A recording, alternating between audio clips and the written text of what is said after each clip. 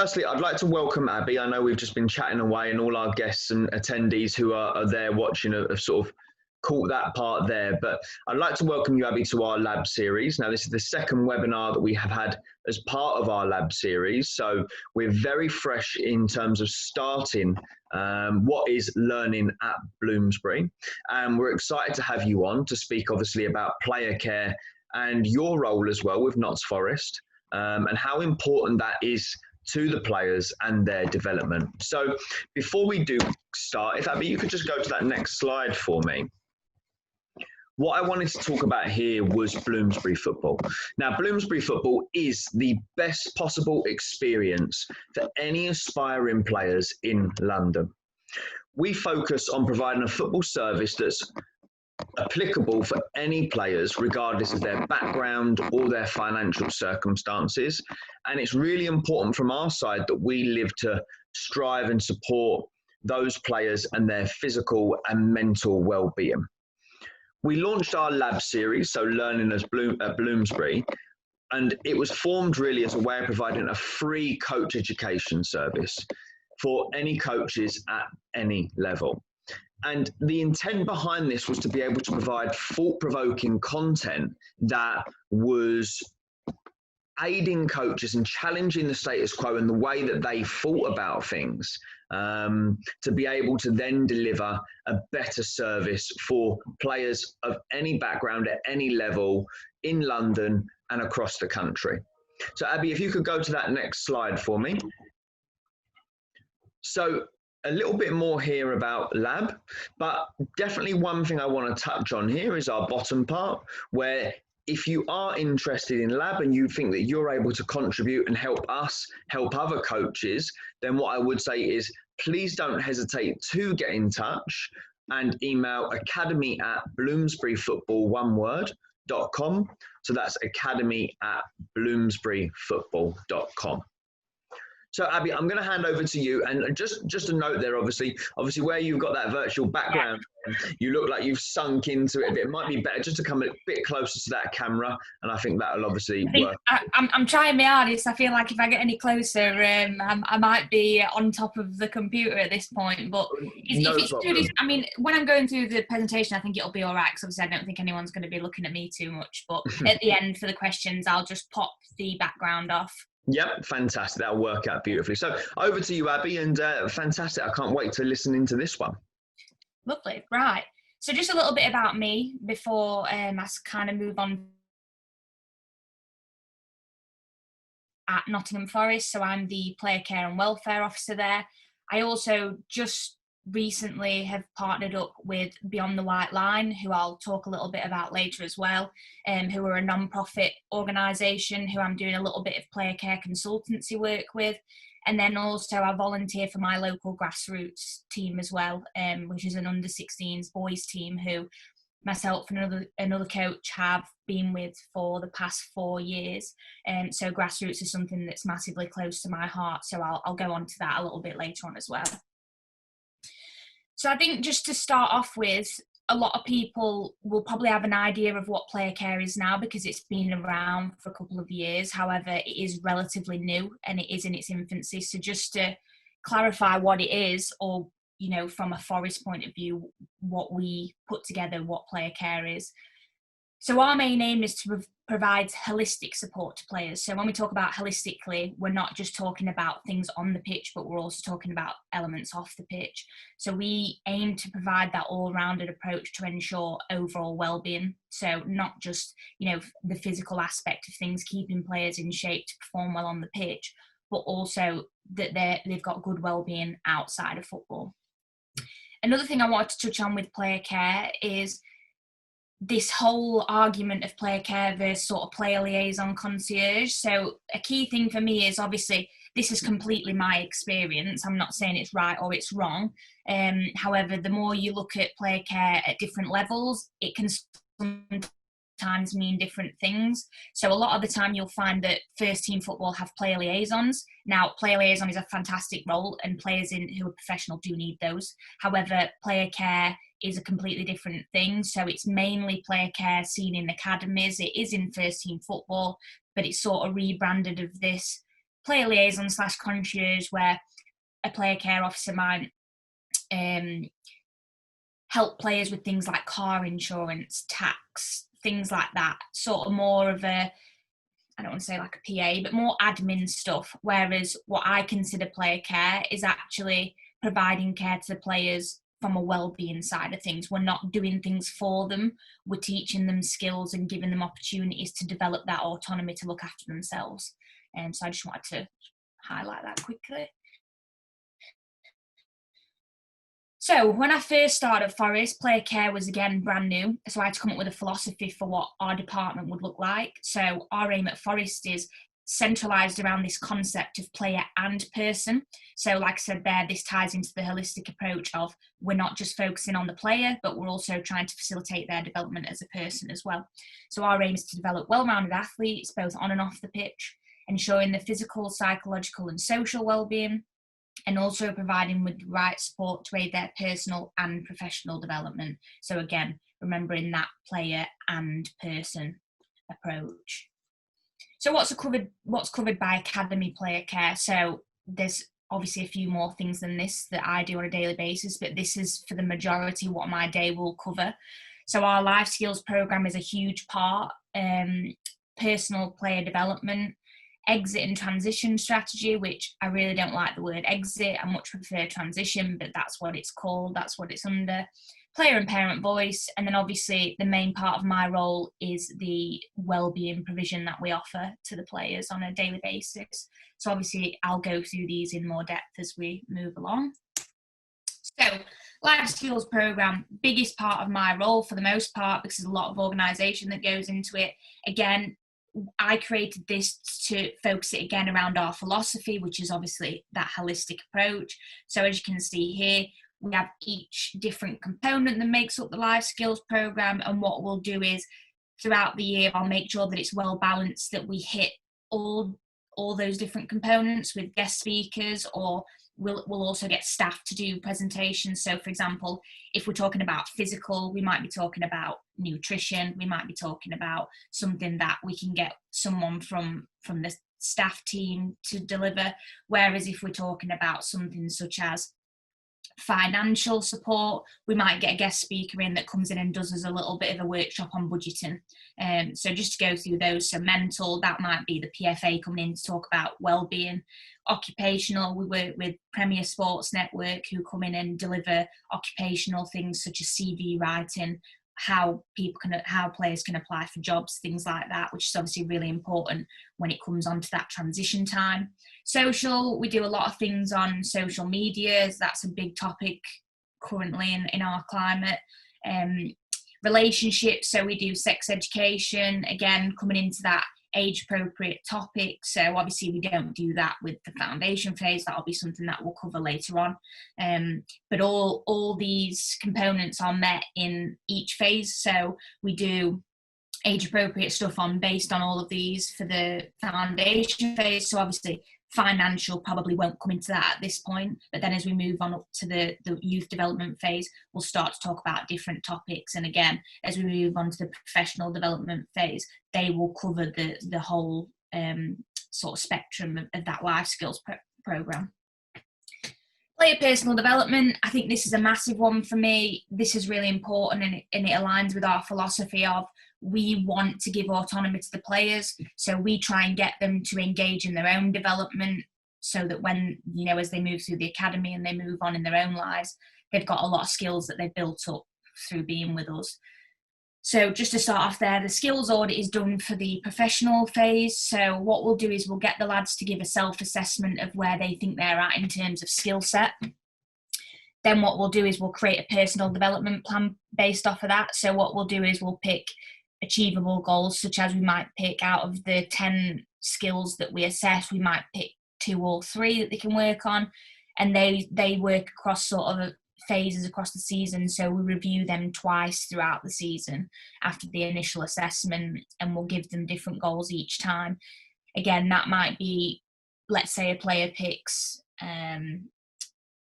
confidence, they might try and, or leadership, for example, we might get a player to a couple of tasks, show up for your teammates, do this in the dressing room, take leadership in maybe some other forms. So take your level 2 coaching badge, different form of leadership, something like that. And we'll set them goals, read a book on leadership, listen to some audio books or a podcast. But the most important thing for us is that autonomous element of getting them to engage in it themselves. Again, we do this for all phases, but going more towards the younger age group, so foundation phase, they get generic goals, and it's normally based around the 4 corner model approach. So, looking at a social target, so that might be make sure that I, play with a friend and I don't play football once a week or something like that. It might be a school task. It could be a goal of I want to get a C in my English, or I want to be on target for my maths, things like that. And obviously as they move up the age group, these goals get a little bit more specific. The most important thing for me about personal development is we try and move it away from football. So we don't really want players to use the personal development for football related goals. We want them to use it for things outside of football. So that's really important to us. Just moving on. So again, why do we do the personal development? This comes down to obviously players at some point will leave us, whether that's moving on, transitioning to the first team, or not being offered a scholarship, or moving to another club. What we do is every player in the PDP gets an exit plan. So that's personalised for each player. So from 16 to the 23s, they will have an exit strategy that as soon as I get notified that player is leaving, I will organise a meeting, sit down and discuss their options moving forward. For the younger age groups, and this goes all the way up to, across all phases, we make wellbeing calls after the release, particularly if it's been a release that's been our decision.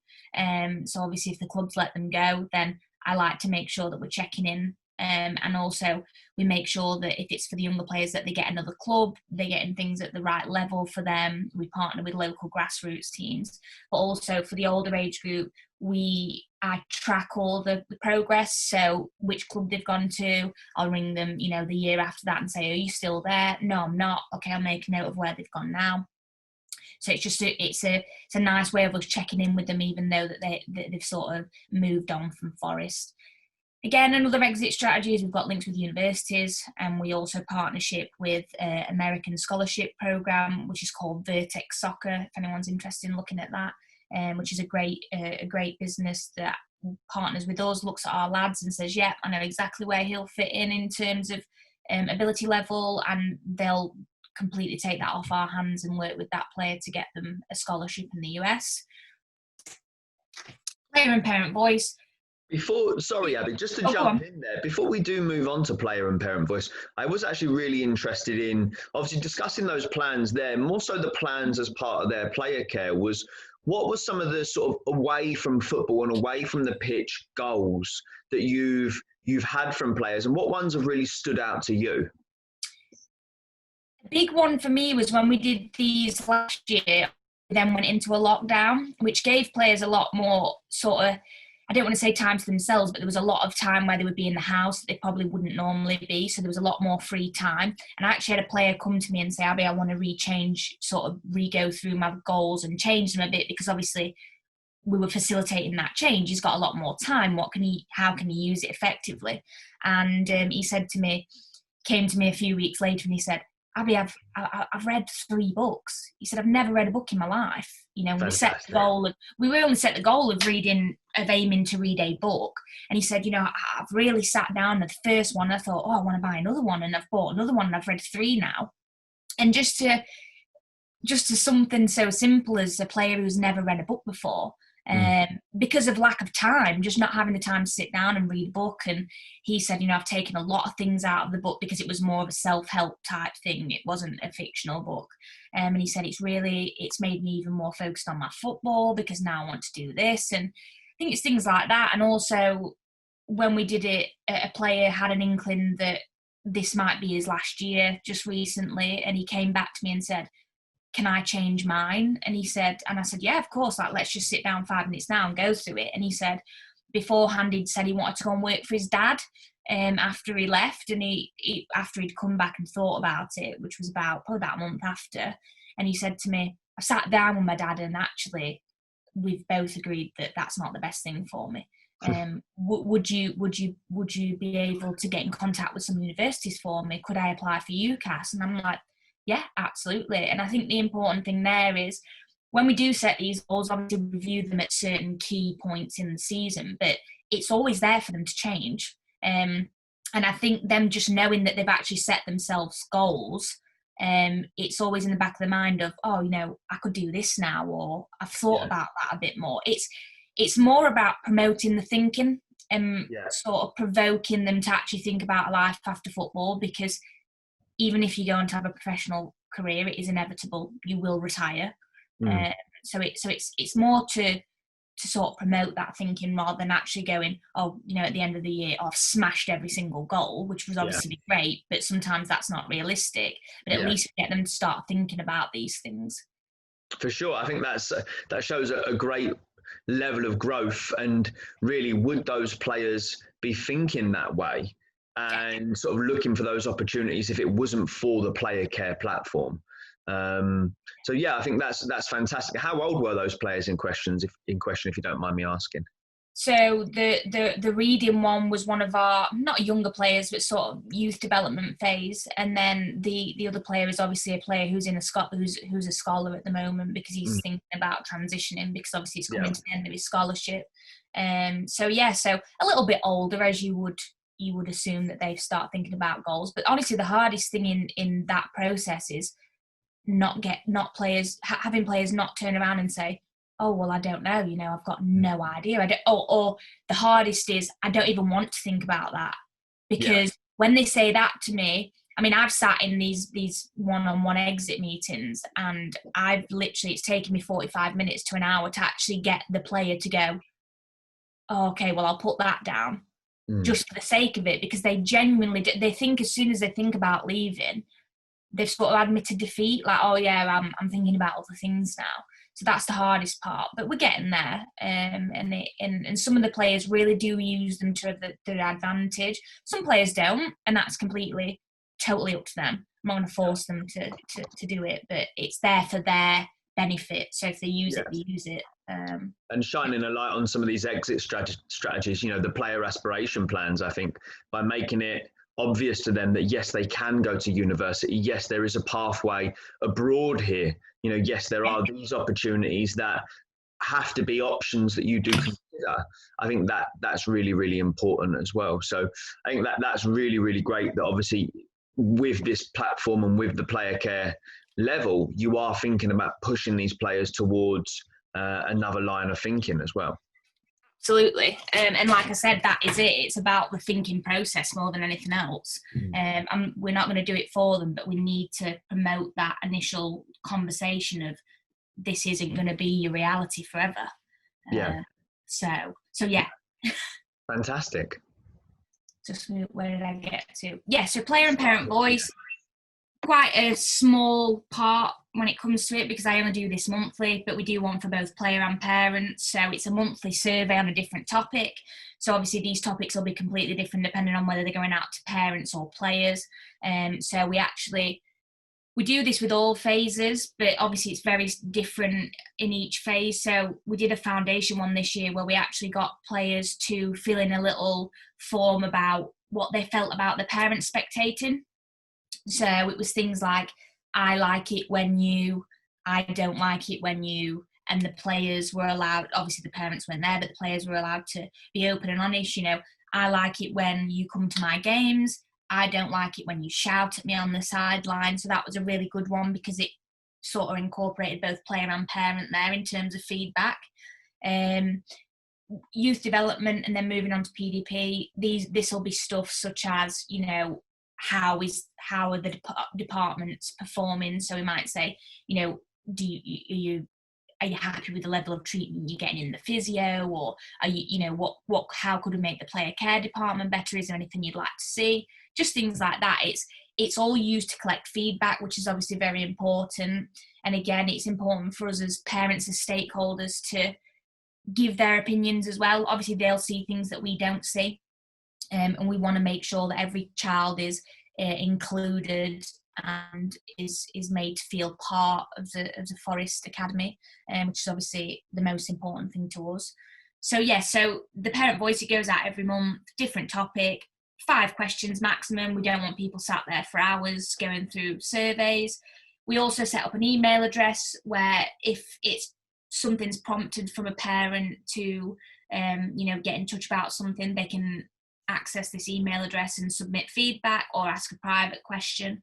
And then again, it provides players and parents to have a bit of an input on the programme and the academy, which is great. And it offers that safe space to voice concerns, which obviously if we didn't have this, we probably wouldn't know about a lot of things going on. So it's really useful for us as a tool to collect that feedback from stakeholders. So to come into obviously probably the most important part of player care that we offer as a department is this wellbeing support. So obviously players get one-on-ones, more specifically if there is a problem highlighted or if they just want to have a chat. It doesn't have to be a problem, but obviously we can't do this weekly with every player as much as I would love to. It's just not possible. So normally how it works is recommendations for a one-on-one are reported by the head coach or the lead phase coach or even by a parent, or even I've had another player come about another player and say, Abby, I probably think so-and-so needs a bit of a chat. So it's sort of on a basis of recommendation. So someone can come in or a player can come themselves and say, can I have a one-on-one? And we'll discuss everything and anything that they want to discuss. The other thing that we offer is mental health screening. So this goes out to our PDP every month because obviously there are players that are in 6 days a week. So we need to be constantly monitoring wellbeing. What we've found is we can track that then. So I track each individual player. So I know if that player, so for example, I might constantly be at a 6 and that's relatively happy for me, but someone else might be at a 10. And obviously compared to that person, I might look like I'm pretty low, but actually that's my baseline. So what we do is we track each player individually, and then I can notice patterns. I can then look at that and go, yeah, actually we've seen a lot of kind of a dip in well-being, but it was pre-season the past 2 weeks. So that's probably where it fits in. They're probably a bit tired, a little bit overwhelmed. And we can normally track things like that, which is great for us. And obviously any information that we get from this that is necessary will be passed on to relevant staff. So for example, if I've noticed that dip in well-being, I would then report that to whatever team it was and say, listen, probably just ease up on them a bit this week because we've noticed a little bit of a drop in sort of mental well-being. And obviously again, if that player after that initial one-on-one reports that there's something that needs to be tracked over time, then obviously I'll set that up. So I might say, okay, based on what we've discussed, let's meet for the next 6 weeks or let's meet for the next month, and we'll just track that situation and that player's progress in terms of well-being. Just to come on, obviously all that we've just covered there is what I can offer from an academy perspective, which is obviously very different to what you can offer at grassroots because you don't have the same resources or funding, etc. So a little bit about so my role at Carlton Knights is not specifically player care because obviously it doesn't exist at grassroots. However, I've taken sort of what I do at Forest and implemented that into what I actually do as a coach and sort of a pastoral role. So just some tips at grassroots level really are the most important thing for me is just being here for players to have a chat. I think a lot of the time at grassroots, you obviously don't have the same amount of time that you probably have at the academy level with every individual player. My 18s and 23s at Forest, I see them day in, day out, whereas obviously from a grassroots level, you only see them, I see them 2-3 times a week, depending on, what we've got going on. So I think it's just being in here if they do need to chat, making sure that you're making the most out of that time that you do have with them, have those conversations, develop really good relationships and get to know your players. Sometimes if we're in a warm-up, I'll just sort of go back and forth with a little warm-up we've got. Oh, what have you been up to this weekend? How are you getting on? What's your brother and sister been up to? Oh, I know your sister's doing this. How is she getting on? And just taking a real interest in their lives outside of football. Again, it develops that trust of you're interested in me. kind of thing. So they're more willing then to open up if they do have any problems. I think it's just that developing good relationships aspect, which is on there, with the team, but also with the other coaches that you work with, your welfare officer, and obviously grassroots involves a lot of volunteers. So get to know the people that are helping you, because they're the people that essentially are the foundation of keeping the club running. And also, if you've got that good relationship with the whole of your team, it's easier to address problems.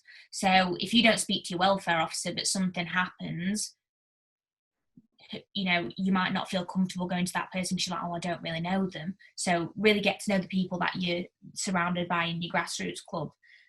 Know your local resources. So for example, if it's something that we absolutely know that we can't handle within our team or within our expertise, or we just don't have the resources to deal with a problem like that, know your local sources of help. So obviously if it's an emergency, you would know who to go to, but other things, so you might look at your local counselling services, you might know your local GP, things like that. It sounds really basic and silly because you probably know these things anyway, but it's really important to know where to point people or parents if they've got an issue. And also at grassroots level, make sure you look after your own well-being, because it's volunteering. I think there's been times where I get really overwhelmed, because although it's only 4 hours a week, it's actually a big commitment, because it's Saturday mornings and Sunday mornings. So for me, that's my weekend pretty much, unless I do anything in the afternoon. So it's really important to look after yourself. And if you get into the point where, you might need to take a little break or things like that, then make sure you do, because looking after yourself will also foster looking after the players as well. You can't give the players the best of you if you're not looking after yourself. So just be wary of the commitment that you're making. And if you are looking to join a grassroots team, make sure you know that you feel that it's for the right reasons, because it actually ends up being a very big commitment, and it requires a lot of work. So that's fantastic, Abby. I mean, we've just had a question come through from the Q&A platform, and before I do go into this question, I just want to make it really apparent to all of our participants that please ask questions. We're going to have a Q&A section at the end, but please throw your questions in throughout the webinar. And if it's something that we think is applicable to what Abby's talking about in that moment, we'll jump in and we'll discuss it there. But don't hesitate to ask questions and be involved from that side. So, question here from an anonymous attendee, if I can get it out there. Got there in the end. So, were they to introduce a formal player care program, how would you suggest that they encourage players to take part in that? Don't necessarily. Taking part requires effort, so I think you need to be very careful saying that, because if I said to my players, oh, come on, take part, they'd be like, God, we do enough already.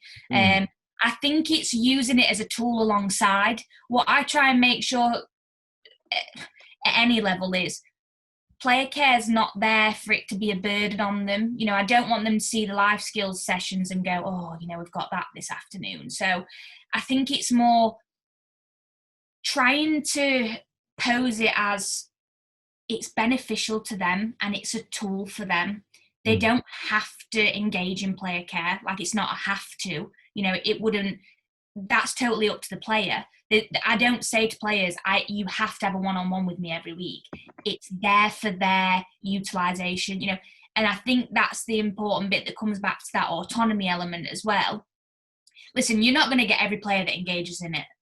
I'll tell you that. I've got 250 players at the academy, and there's not, I'm not saying that 250 players come up to me and say they love player care, because some players, it's about personal preference. Some players don't want to use it at all. Some players don't care about life skills. Some players don't care about opening up about the feelings. And it's just having a respect for that. So I would say, in terms of encouraging them to take part, I would say be very visible. I make a massive effort to get down to games, get down to training practices. So sometimes in my week, I might spend, all my morning, 9 till 12, watching the practices, and I might be absolutely wet through by the end of it. But the players see me there and they've gone, again, it's that interest element, as I've been talking about at the grassroots level. if you start taking interest in them, they've got that mutual respect, and they'll start actually being a little bit more comfortable coming to you or using the things that you're giving them. For example, like if they've never seen me before down at a game, and then I'm there going, oh, we've got, this life skills session this week, probably think, so who are you? Yeah.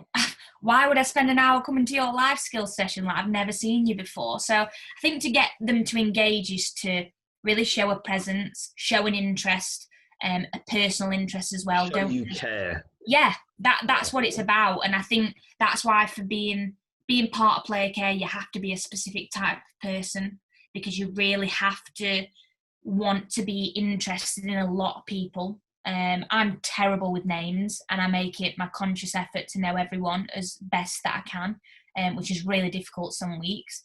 But it's getting to know your players all the way through and taking an interest, showing that you're there to care, and not forcing it. Just don't force things, because it's almost like you're pushing them further away if you start doing things like that. So I'd say I'd just be careful in saying, how do we get them to, it's almost like the player care program complements the academy, if that makes sense. It's the side to the main course. Yeah, it's like, chucking a bit of ketchup on your chips. It works well, but you don't have to have it. Yeah. So it's just an accompaniment. I really do like that as well. I mean, I think that helps in terms of when we've sort of spoken about the care element there as well, because a tag question to that question, and I think it's a great packaged question, is really how do you remove the stigma around players' mental well-being? Still to this day, I think there's a negative stigma around mental health, and if we're seen as having a down day, it's seen as a bad thing. And if we were to dare open up and say that we feel depressed, that's something that people sometimes maybe think, oh, that might be contagious, can't be around that person. But how do we remove that stigma? How do we create a program that doesn't look to put so much emphasis on that? I think you use your terminology correctly. So when I send out those mental health screenings, they don't say mental health screening. It will say it will be well-being screening. So well-being, sometimes I find a better word. I find mental health quite difficult because, again, there's that stigma attached, whereas well-being I find a very nice word because it comes back to that holistic, well-being means everything. Mental health is like, I think mental health is associated with mental illness, which we need to make clear are two separate things. So I think well-being, use of terminology. I think also I would never, ever say to a player, are you going to come and have a chat with me, or a mental health check-in? I just say it as a chat. Do you want come and have 5 minutes with me? We'll get a cup of tea, or even just going and sitting in the canteen, and making it as informal as possible, almost, so that you're not attaching that stigma to it all the time. I'm not saying that it's not difficult, because it is. It's very hard to pull away from that. But also, I think, so part of our academy is we have traits, and one of our traits is humility. And sort of based on, the people that we've got in the academy, we need to live by those traits as well. And I think sometimes I get a lot out of players by sharing personal experiences, obviously not to an extent that it's anything confidential, but, trying to empathize with them, I've been there before. God, I remember when this happened to me, and, I had terrible. And I think using that humility for them to show, actually, Abby's felt like that before, and I know a lot of the coaches do it. And I think it's by setting examples. That's one of our traits, and that's what we live by. That's who we hire. That's how we inform our coaching program. That's how we inform player care. That's how we inform our psychological help. It's all based on these traits of actually show that humility. We don't want there to be any stigma. We've got ex-players that come and coach for us. Oh, well, he used to play for Forest, and he can open up about that. That's fine. Like, I can open up. And it's about leading by example, I think, more than anything. Showing them the model. Yeah, definitely. Fantastic. I'll just quickly, I'm conscious of time. So this is I just put this together for anyone who's offering sort of any, it doesn't have to be player care, but I think just support in general for athletes is, these are a few things to look out for. And this doesn't matter what level you're working at, these will happen across any level. So, things that are quite obvious, so low mood, if that continues over a period of time, lack of confidence, this might be from a triggered event. So if the player's made a mistake in the match on Saturday and then the low confidence has come from then, how can you step in and help that player? Lack of enthusiasm, one that goes unnoticed, it normally comes from players that will come and tell you that, oh, he's not the same in training, or he's not doing this, etc. Changing behaviour, so sometimes we get lads who are absolutely fantastic at training but might find it really difficult on match day because they struggle with, match day nerves or things like that. How can you help them in that situation? Things that I particularly deal with, obviously, problems at home, bereavements in the family. These are part of everyday life. It's going to happen to all of us, and it's really important that we offer that support when it's needed in those circumstances. Poor performance, so this is important because poor performance doesn't always come from something that's performance related. That's really important to know. If you've had a bad day at home, that actually might contribute to poor performance. It might not be that you've not recovered properly or you've not, eaten correctly before the match. It might actually be something that's going on outside of football. So that's important. Changing weight or appearance, obviously, people who've already done welfare workshops and things like that will know these already. Another one that I noted that I actually didn't notice until I came to the sort of elite academy environment is poor attitude to recovery and rehab. So beforehand, sometimes you might just think, oh, that player's not getting any better, but actually probe further into that. Why is that player not recovering properly? Why is the injury rehab taking twice as long as it should be? Is there a confidence element there? Is there something else going on? Why is that player not recovering at the rate that we thought that they were going to recover? Are they not sticking to the plan? Are they worried about coming back? Could be a multitude of things. And I think the important thing about support is all these things that I've listed there could be isolated incidents. So I'm not saying that we don't all have a bad day and we're in a low mood. That's completely natural. We're all human. But I think as people who offer care support, you need to make sure that you're tracking these. So we have a system that reports anything that coaches might pick up, and that'll come through to me and it'll say, so-and-so showed low mood today, or this has happened. And then what we can do is, if that only happens once, then we have a check-in with that player. What happened? Oh, I missed the bus this morning and I had a nightmare. So, and we put it down to just circumstances. But then if we're going on and we see that, for example, if I keep seeing the same name pop up from different members of staff, or it's happened over a longer period of time, I'll go, we probably need to step in here and offer a little bit more support because something's evidently going on there.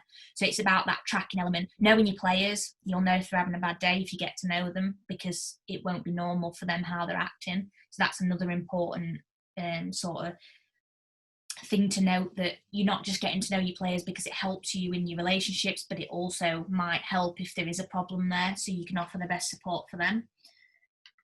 Just to quickly cover this, I just wanted to give a few tips on what I've found to be helpful during the pandemic. So obviously, I think my workload probably tripled over going into lockdown, because obviously players are spending a lot more time isolated. So I think just some top tips there. Keeping a routine, staying in touch with them, even if it's just a little 5-minute phone call or a message. I WhatsApp the players on my work phone and just check in, because a lot of them don't want to talk to you sometimes. They all prefer to text rather than call. So obviously it's just checking in with them. Specifically players that are isolating. So we've just had a couple of players that have come back from home countries, need to isolate for 10 days. So I've made sure that I've checked in them with text every day. How are you doing today? What have you been up to? Making sure they're keeping that routine. Social media, so our younger age groups, so sort of YDP, they've put full programs on Instagram for them to follow, which is great because it encourages them to do something every day. Minimise pressure, so obviously there's only so much people can do. Someone at home might have a home gym, another player at home might not have a single inch of space to even do a press up. So it's about not saying to every player, you've all got to do this, because some players might not be able to access that or complete that. So it's about, again, knowing your players. Productivity, we have this used to be this obsession during the pandemic that you need to get a degree, you need to have done 15 online courses and read 16,000 books, which is just ridiculous. I think it's really important to have goals, but it's really important, again, for them to be achievable. Not everybody is going to complete a degree whilst they're in lockdown, and it's about taking, again, that pressure off. Don't be too hard on yourself. There'll be days when you want to read 2 books in a row, and there'll be some days where you don't even want to get out of bed. Again, all part of being human. Don't force yourself to do things that you just don't need to do. Self-care, making sure that, again, I encourage the lads to do things that aren't football related. It's really important because it's taking them away from, again, that pressure and then that identity of being a footballer. I've got a lot of our players that do different things. We've got a player who paints, we've got a player who, again, has taken up reading now, likes to read in his spare time. So it's really important to do activities that aren't related to football. So yeah, just some top tips. Impact player care. So why do we do what we do? First and foremost, it creates that supportive environment. It gives players a safe space to talk, which is obviously incredibly vital in an academy setting, but also in any setting. So whether that's grassroots or whatever, it's really important that players know that they've got somewhere to go to. Again, coming back to that autonomy, gives players the tool to manage their own well-being. So we're giving them the information that moving on into later life, they can manage their own well-being. They've got the tools that they need to look after themselves. Another thing, obviously we're not performance related whatsoever. However, if players are getting the right support, then obviously naturally that's going to affect the performance because they'll feel better. They're not going to take the problems out onto the pitch. It promotes that lifelong health and well-being. So we're making sure people look after themselves now, which hopefully they'll just continue to do throughout within the future. And getting players to start to think about the future. Football will end, unfortunately, no matter how your career takes off or how it doesn't. And again, that transferable skills that are going to help players transition into other phases within their life, however that looks for them. Just wanted to come on lastly to the work that I'm doing with Beyond the White Line. So this all ties into this player care legacy that we're trying to fulfill at the moment. It's a briefly new organisation, so it's a couple of years in the making, and our aim is to support players in every aspect, and it's of no cost to the player whatsoever, and it can be in any phase in their life. So it can be whilst you're a player, once you've transitioned, later on after retirement. It can be at any point, but we want to support players, again, holistically. So it's a non-for-profit organisation. The most important thing about Beyond the White Line is it is the human first approach. So it's the human first and the athlete second. We worry more about the human. And again, this is why I want to work with Beyond the White Line, because it aligns with the philosophy that I created for Forest. It's that person and player, but person always before player. And again, my role within this is the player care initiative. So again, in its very early stages, but we're hoping that will sort of gain some exposure over the next year or so.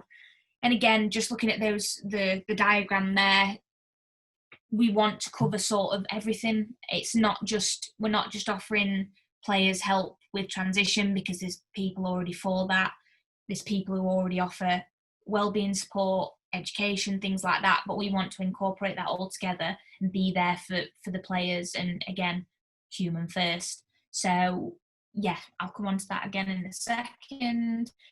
Just wanted to touch on this again briefly. I get a lot of messages on LinkedIn about how to get into player care. Now, obviously my background is I did my undergraduate degree in sport and exercise and physical activity at Durham, went on to Loughborough and got my master's in coaching. So obviously within that, there's no specific element of player care because it didn't exist.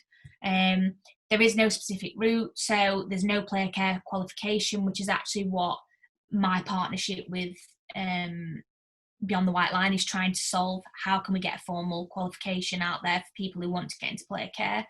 So that's in the works at the moment. I've seen a lot about the Talented Athlete Lifestyle Support Level 3 course, which is delivered throughout the country, and it's about obviously supporting athletes. It's not just related to football, so it's athletes in general. That would be a really good thing to have. Obviously, a degree related, I know a lot of people in player care who don't have sport related degrees, but obviously that's quite helpful because it can expand your knowledge in what we're doing and working with multidisciplinaries, because you understand what they do as well. FA welfare officer course, obviously people working in grassroots may already have that, but it's a great thing to do. Even if you're not the designated welfare officer, it is a good thing to have because you'll understand how to support players who are having issues. Safeguarding certificate, I mean, I hope everyone who's working with children has this anyway, but if you're thinking about getting into sport, then obviously absolute necessary to have that.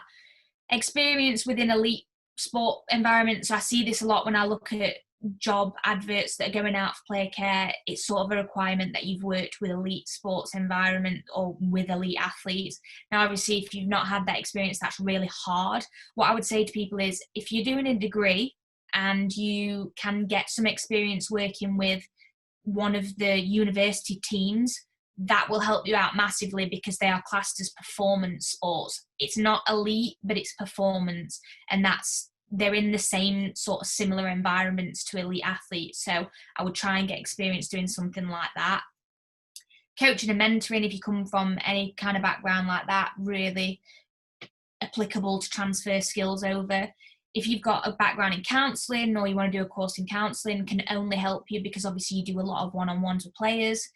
Networking, can't stress that enough. Get in touch with people, ask questions, ask for help off people who are doing the thing that you want to get into, really important. Sign up for job notifications. So UK Sport, they offer sort of a job advertisement section that you can pop on there and have a look at the jobs that are available. Sports career agencies, one that I used to be with, that are really, really good. Women in football, especially for women out there, they put all the sort of football related jobs onto their website, which is fantastic, and they email out as well. Brilliant organisation. And then my advice would be, do as much CPD as possible, obviously within whatever you can do. I'm not saying go out and do an online course every week, like I just stressed, and just get as much as experience as you can. Even if it's going out and working with a grassroots team, get in there, get amongst it, start working hands-on with players, and make the most of the experience that you can get. And then just finally, love to get in touch with people, love networking. If anyone is interested in my work at Beyond the White Line, I'm currently in the works of we're going to do a research piece this year, and I want to discuss player care with anybody who's currently working in player care. So if you're a player care officer or a manager in football, please get in touch with me, or if you know anyone who is, please get in touch. If you want to know anything more that I haven't covered on here with player care, please get in touch. I always make it a habit of having at least 1 or 2 Zoom calls a week to discuss with people who are looking to get into player care or just want to find out about what it looks like.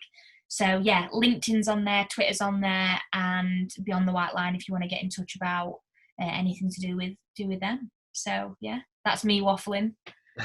Fantastic, Abby. Well, listen, there's a lot of fantastic content in there that I think people are going to be able to get their teeth into and be able to explore a lot more as well. And I think this opportunity to get in touch with you further is something that people should be jumping on and taking advantage of, not just from a player care perspective as well, but actually looking at how can they incorporate elements of this into things that they do on the grass now already, coaching, you know, if that's even a parent in a capacity of a parent representative role, they can definitely use elements of this. But you definitely don't need to have a player care title to offer care for players.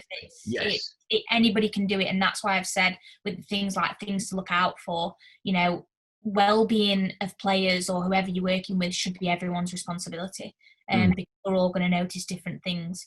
So it's really important that people, no matter what your title is, are buying into some aspect of player care, because at the end of the day, they are the stakeholders. They're the most important people that you work with. So yeah, fantastic. So I have a couple of questions here from you, from our participants. So I guess leading on from Beyond the White Lines, I have one here about books on player care. So are there any books on player care that you can recommend? Not that I know of. Again, pipe dream, would probably love to write one at one point when I get 5 minutes.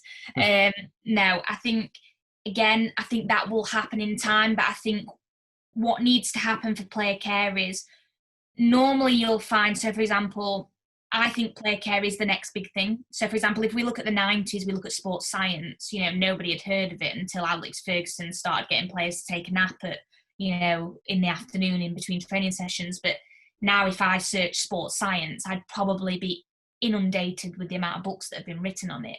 So not that I know of currently. I hope that there will be in the future. I think in terms of where I like to read in terms of resources for me that informs my work would be, I don't want to say self-help because it's not necessarily, but a lot of things that you would apply to giving players support. So I read a lot of books on well-being, a lot of books on holistic approaches. So things like books that will talk about sleep, nutrition, things that aren't necessarily player care, but when you think about it, they all actually do come into one type of thing. So I would say just books that are related to well-being, health, things like that. Not necessarily sports books. The only thing I would say is I've read a lot of books that have been written by previous footballers. I just recently read Louis Sahar's book after he got in touch with me on LinkedIn. And that was really eye-opening because you start to see little trends in there where you go, that's where player care could have helped there. Yeah. That's where player care would have come in, more specifically older players, because obviously things were a lot different back then. Players have got a lot more support now. But yeah, definitely autobiographies by players. I'm reading one about a guy that was dropped from Liverpool Academy when he was younger, and it talks about his sort of transition out of the sport. So I would say if you're looking for something specifically player care, I would read those kind of books, ex-players, things like that, because although it might not specifically say player care, you'll look and you'll go, yeah, that was an element of player care, or player care could have helped there, things like that, but not specifically. Or if anyone does know any, please email them to me or send me a LinkedIn message, because there's none that I know of at the moment. Brilliant. Yeah, fantastic. I think definitely getting pen to paper and starting to write one would definitely take that beyond the white lines further. And absolutely, yeah. So, in terms of sort of staying with that and our long-term goals with player care, should we have some, or is it really an ongoing objective that we offer and support? I think it's really hard with player care because, again, our philosophy is we're not performance orientated, and that almost feeds into that, even though it's about your own department. Does that make sense? Yeah. So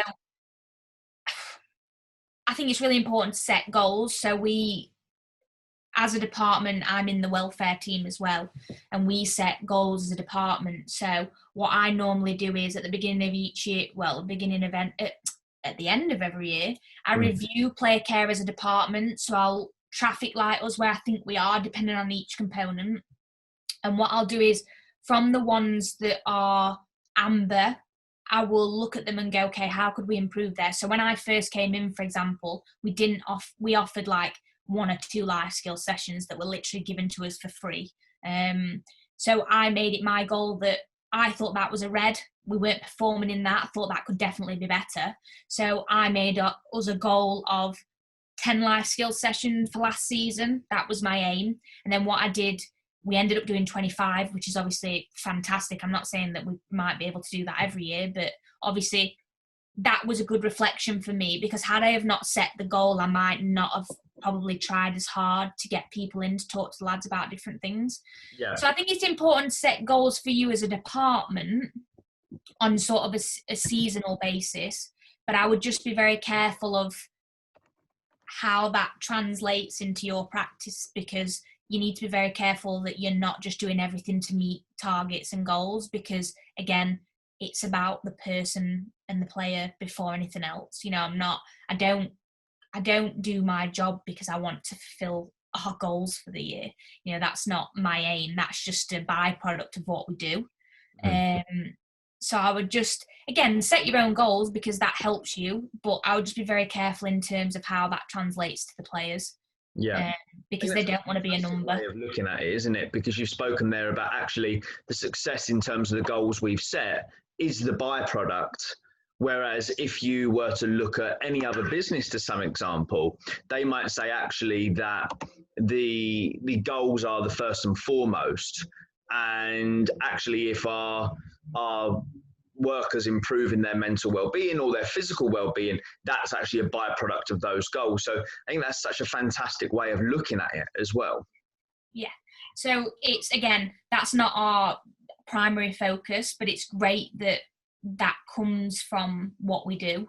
Yeah. It's great that it's a byproduct that we can meet goals in that we've set for a department, but it's not our aim. That's not our number one focus. And again, I think it's really important that everything that we do feeds back to that philosophy that we've created.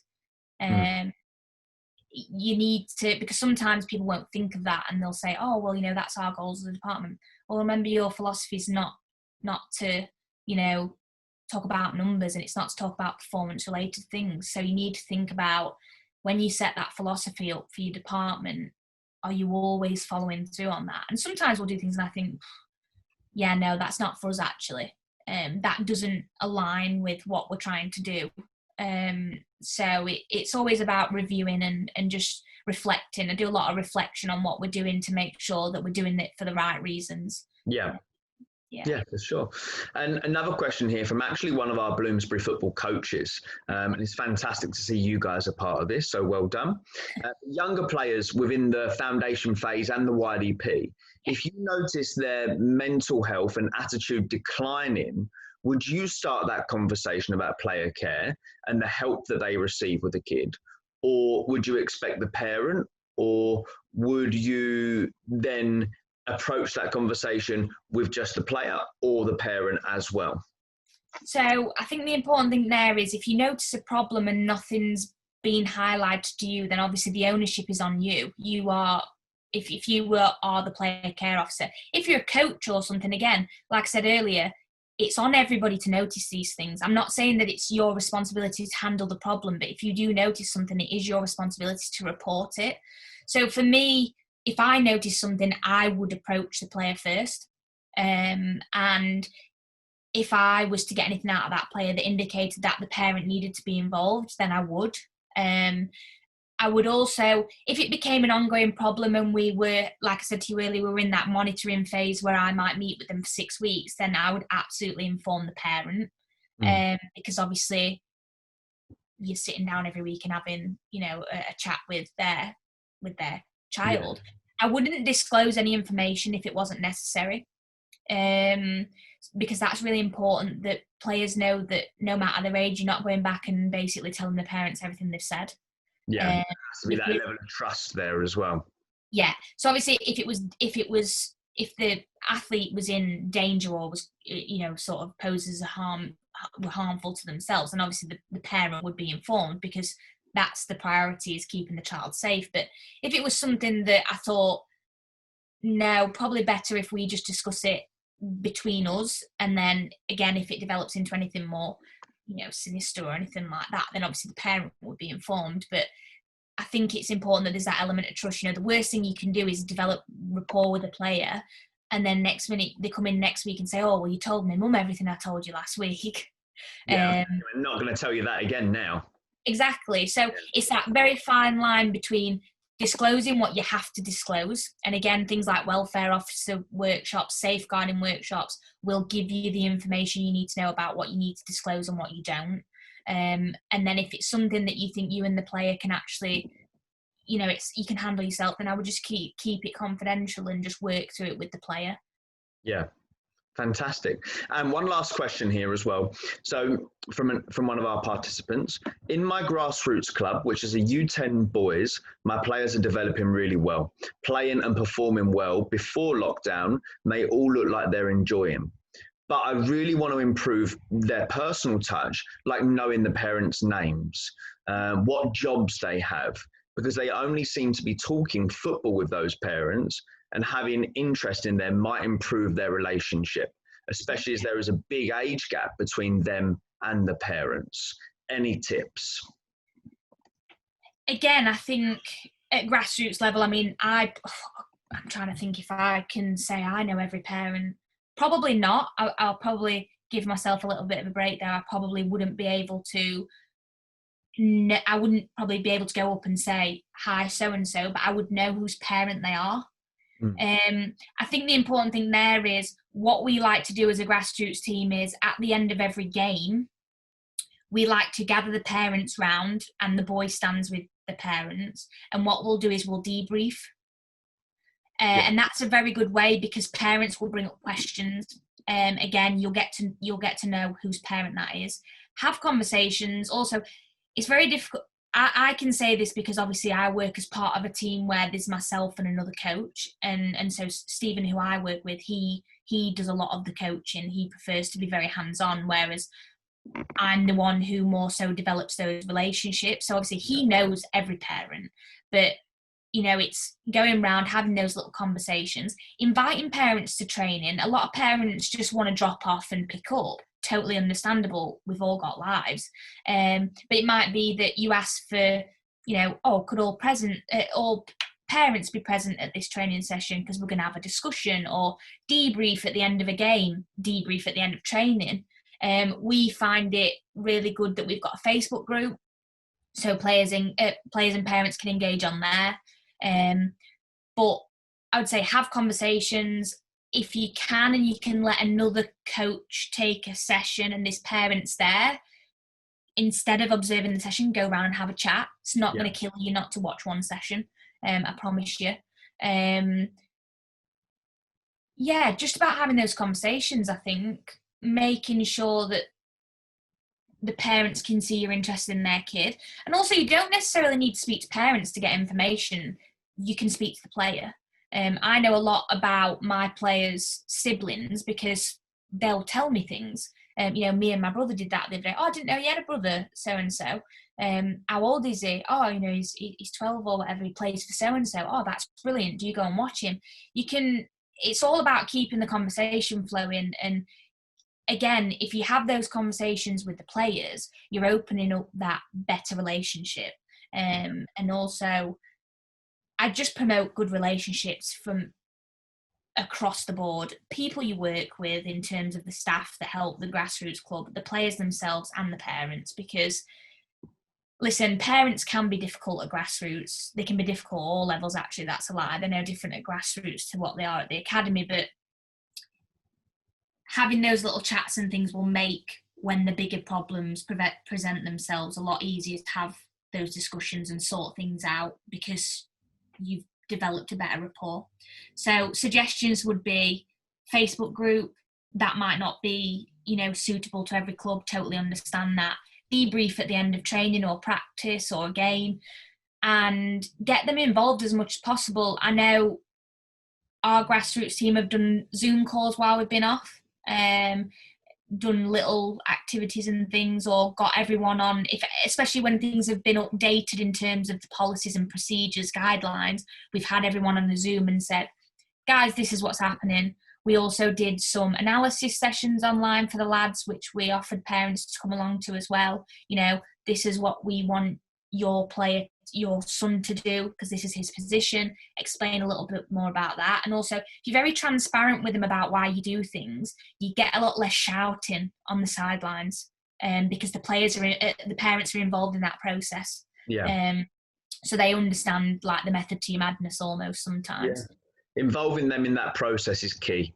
I mean, to touch on your idea and reverse it to some extent is, I would say, not just the debrief, but prior to games starting, discuss with the parents as to, this is what we've been doing in training this week. This is why we are playing the way we're going to play today. These are our objectives for today. And this is the role that you as a parent on the touchline can help us. These are the roles that I want you to take on. And as part of that, here's what I'd like you to do. I think what you do have by talking football with these parents, you have a platform to reach into other areas of their lives that can therefore help the kids, especially in lockdown now. We have to remember that this is going to be a tough time for not just players and children, but parents as well. So I think being able to reach out and use that football platform to say to them, hey guys, well, listen, what else can I do for you? You know, is there a Zoom class? Like you mentioned there, Abby, is there a class that I can put on Zoom together? Can I find a time that works for you collectively with everyone else where we can have a team meeting? You know, even things like where you've got an under 10 boys group. I'm pretty sure a lot of them are probably into FIFA, you know, so a PlayStation. They do FIFA tasks. Yeah, exactly. So a lot of things like that. I think don't neglect the football. Use that as a platform to launch into other things as well. Yeah, definitely. We put so again, Steve Whitewood, he loves posting things on the Facebook group. So he'll put, like, if he tells all the lads watch match of the day on Saturday and Sunday. Then what he'll do is he'll take a clip, he'll put it in the group, and then what he'll do is he'll tag the players and the parents and say, right, watch this, bullet point, I need you to look at how this happened. I need you to make notes on what happened there.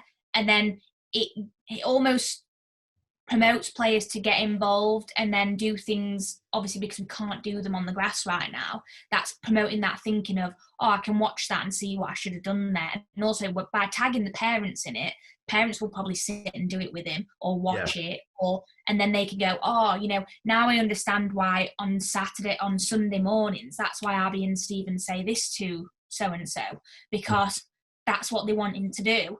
So it's just about involvement. It's about taking away the fact that you're the coach and it's just what you say goes, and, well, sorry, you're a parent, we don't want you to have anything to do with it, because it's not productive. And that's what makes grassroots teams run. It's about the community. That's why they're there. I feel like I'm waffling now. So, well, listen, that was all our questions. Abby, I want to say a big thank you from all of us at Bloomsbury for your time this evening. And as I spoke about at the start of our lab session today, if you do feel you can contribute to our lab series and you want to get in touch, even want to just ask some questions, don't hesitate to reach out, academy@bloomsburyfootball.com. Even if you want to reach out to chat football and just discuss some things to do with your teams or your career in football as it goes, then please do reach out. We're here to help. Abby, thanks very much for your time today, and I'm looking forward to catching up with you soon. Thanks to everyone for being a part of this, and hopefully we'll see you all at the next lab session.